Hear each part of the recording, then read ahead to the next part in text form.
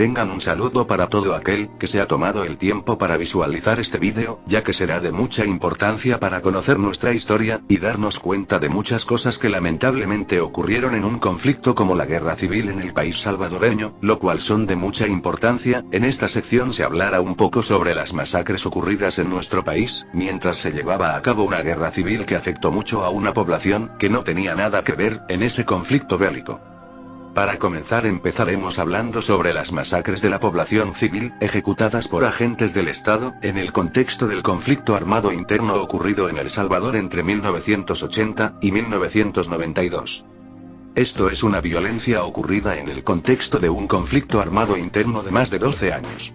Pues durante la guerra salvadoreña se cometieron las más atroces y abominables prácticas contra los derechos humanos que puedan imaginarse. Matanzas, desapariciones forzadas, torturas, violaciones, dirigidas particularmente contra víctimas que tenían la calidad de población civil o civiles no combatientes. La completa negación de la vida y de la dignidad humana fue la regla de nuestra guerra civil. Lamentablemente esto fue lo que ocurrió mientras se llevaba a cabo una guerra entre el FMLN y el Estado salvadoreño. La mayoría de estos terribles hechos han sido suficientemente documentados tanto por la Comisión de la Verdad, como por la Procuraduría para la Defensa de los Derechos Humanos, y organismos nacionales e internacionales de derechos humanos. No hay duda alguna de su existencia, así como tampoco hay duda de que agentes del Estado salvadoreño fueron responsables de cometer el mayor porcentaje de estos crímenes internacionales, aunque no debe dejar de reconocerse que la guerrilla también ejecutó hechos punibles de igual gravedad. Con esto, debemos de tener muy en cuenta, que estos hechos lamentables se dieron en nuestro querido país, y como nueva generación no debemos de olvidar, estudiar nuestra historia, es un acto muy importante para nuestra formación cultural. Pues conflictos bélicos, en efecto, son los acontecimientos más traumáticos en la historia de las sociedades, pues siempre dejan a su paso un saldo de destrucción del entorno vital de los seres humanos. Para las personas que vivieron todos estos hechos, han sufrido mucho, tratando de superar lo vivido en ese tiempo tan crítico, acontecidos en el país. La Procuraduría para la Defensa de los Derechos Humanos ha establecido que estas masacres ocurrían en el marco de operativos militares, que tuvieron como uno de sus objetivos el exterminio masivo de personas civiles, incluyendo mujeres, niños y adultos mayores, como parte de una aberrante estrategia militar conocida como Tierra Arrasada. Ejecutada por el Estado de El Salvador durante el período que incluye principalmente los años 1980, 1981 y 1982, la cual pretendió destruir la presunta base social de las guerrillas en desarrollo y fue dirigida hacia la población rural de las zonas objetivo.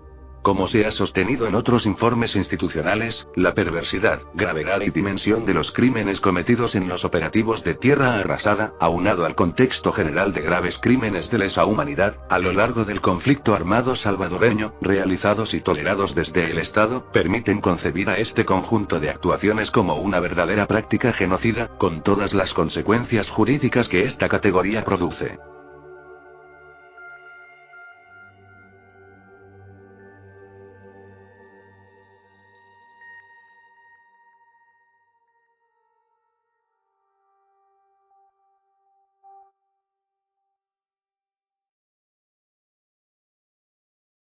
Hablaremos un poco sobre cómo surge la Comisión de la Verdad.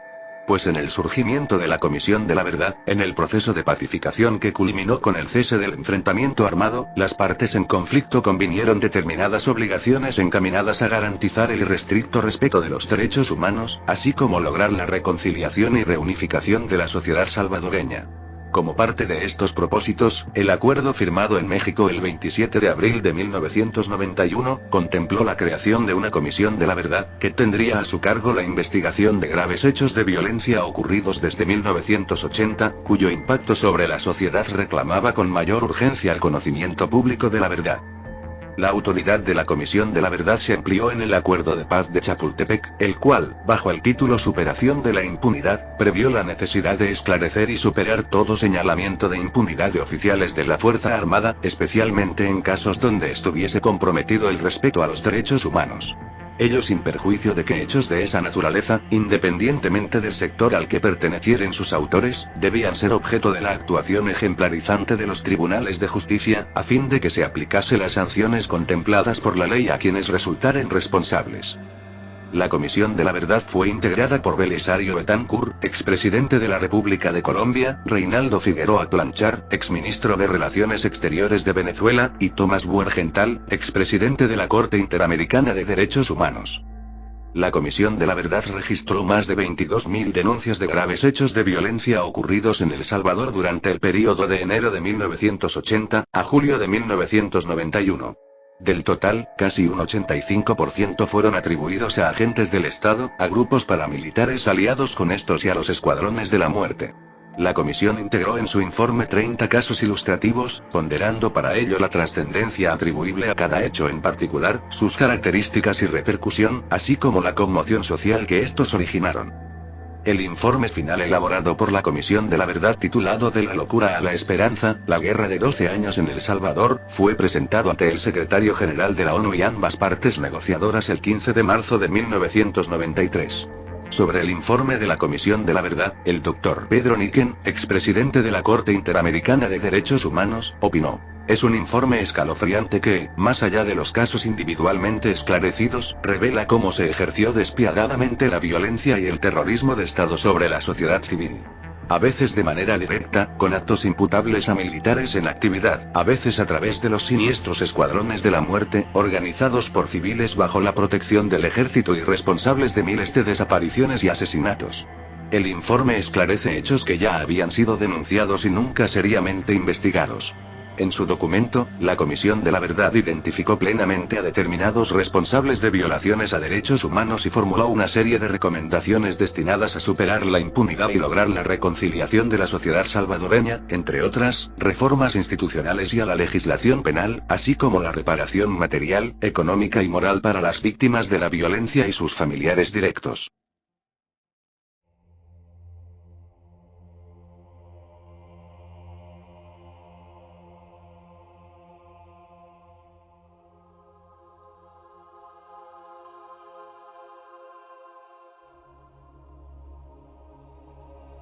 Descripción de los hechos.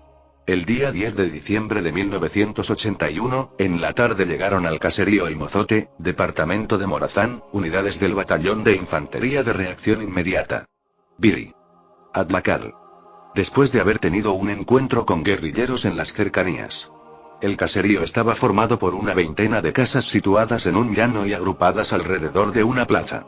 Frente a la plaza había una iglesia y detrás de esta, una pequeña construcción, conocida con el nombre, el convento.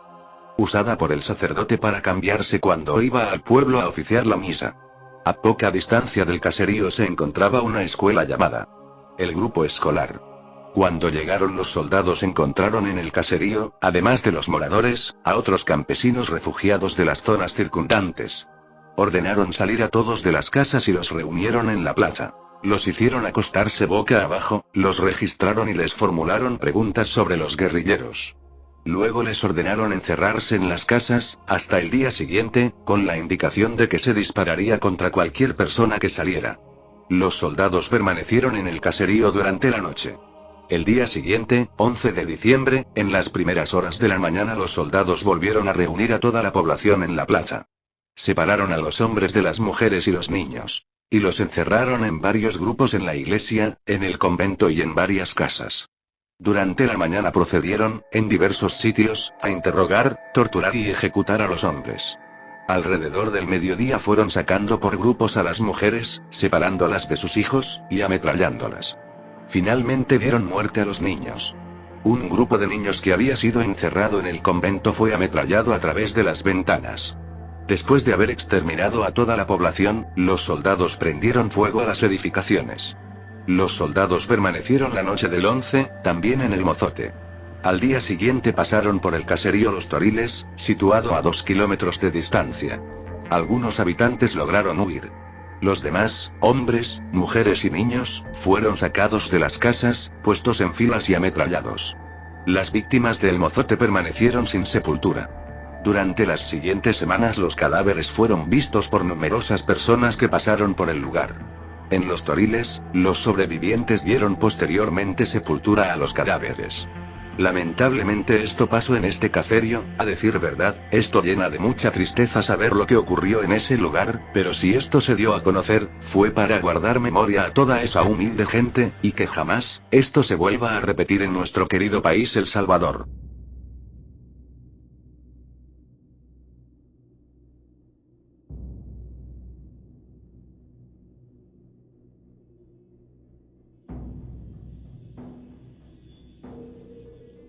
La masacre de El Mozote se hizo de conocimiento público el 27 de enero de 1982, cuando los diarios New York Times y The Washington Post publicaron artículos de Raymond Bonner y Al Guillermo Prieto, respectivamente, quienes reportaron la ocurrencia de la masacre. En el mes de enero, visitaron el lugar de los sucesos y vieron los cadáveres y las casas destruidas. En el curso del año, varias organizaciones de derechos humanos denunciaron la masacre. Las autoridades salvadoreñas negaron que hubiese habido masacre alguna. No se inició ninguna investigación judicial, ni se dio a conocer ninguna indagación por parte del gobierno o la Fuerza Armada. El 26 de octubre de 1990, por denuncia penal de Pedro Chicas Romero, se abrió un proceso penal en el juzgado de primera instancia de San Francisco Gotera. En el proceso, que a la fecha del informe de la Comisión de la Verdad aún no había terminado, se tomó declaración a testigos promovidos por el acusador y, eventualmente, se ordenó la exhumación de los cadáveres, que proporcionó pruebas irrefutables de la masacre en El Mozote. El juez solicitó repetidas veces del gobierno la lista de los oficiales que participaron en la operación militar. Se le respondió que el gobierno no disponía de esos datos.